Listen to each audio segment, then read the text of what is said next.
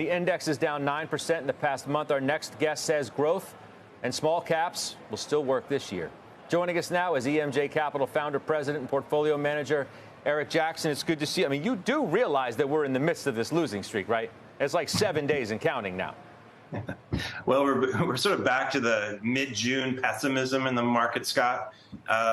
Even though the NASDAQ is still about 4% higher than where it was back then, but people are ready to slit their wrists again. I do think, though, that there's a lot of, you have to be bullish when everyone's so bearish. And the reason why I'm optimistic going into this second half of this year is that you asked in the last session, Scott, like, what do you need to look for? I think the most important factor is inflation. We're going to get a print next week, obviously, with inflation. We're going to get others in the remainder of the year. And I think that's what the market's going to key in on. If you go back to 1981, 82, which is sort of the height of the inflation, the big inflation scare with Paul Volcker, what happened is that the market dropped, NASDAQ dropped something like 29% over 10 months from into the bottom in mid-82. But then what happened? Inflation fell out of bed. It dropped from like the 9s and 8s, past kind of 6, got into the 5s, and suddenly the market took off. Basically, NASDAQ doubled over the next 10 months, which is sort of the equivalent of what it did off of the 2020 bottom through the end of 2020. And so growth stocks, if this market sniffs out that inflation is rolling over, and Jeremy Siegel is right, like he said on your show last week, that all these indicators are showing that that's what's happening, we could be in for a big shock, and the move we saw in growth stocks in June could be just the start. I know, but you said you've got to be bullish when everybody else is bearish. I mean, you don't have to be anything if everybody who's bearish is right. And if inflation is sticky and rents, don't come down, and there's no indication really that they are. I'll give you what's happening at the pump, and I'm glad for that, obviously, like everybody else is. But it is way too early, and you even heard the Unilever CEO with Sarah in the prior hour suggest it is too early to declare inflation has peaked, and he even said that they continue to raise prices. It flies in the face of all clear is coming from the inflation front.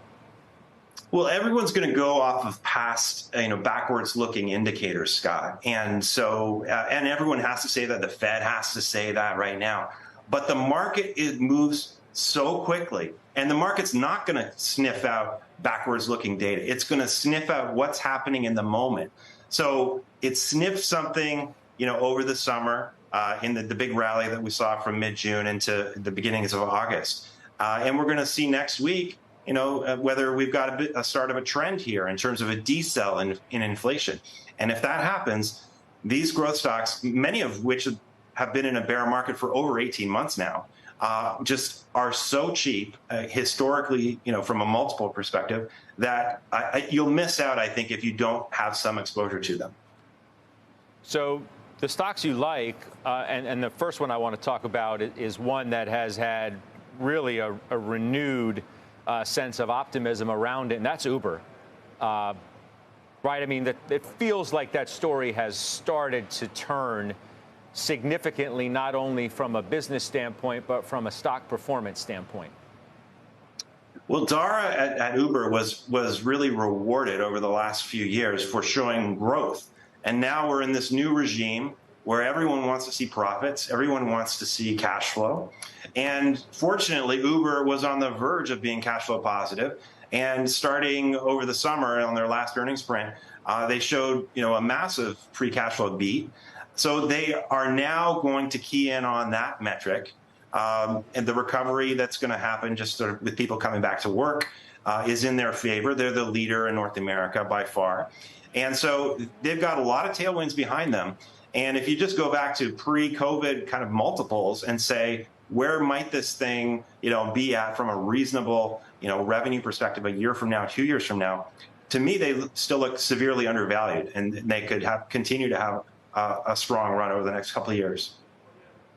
Now, the other one I'm looking at, I have a harder time figuring out, other than it was down a ton. But I need more than that from you. And that's Twilio, right? It's down 75% year to date. And there has to be more to the story rather than just, well, it's down a lot. What is it?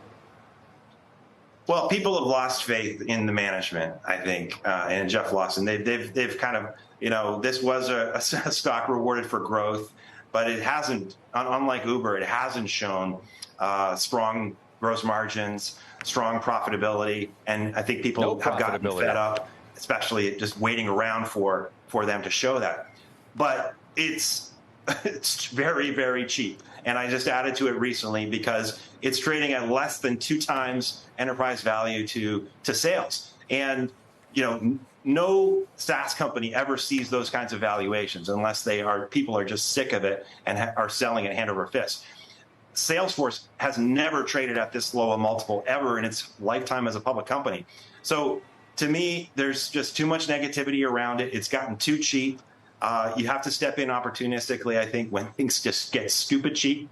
And this is for Twilio. They're still growing their top line. They have to show the market that they can improve from a gross margin perspective.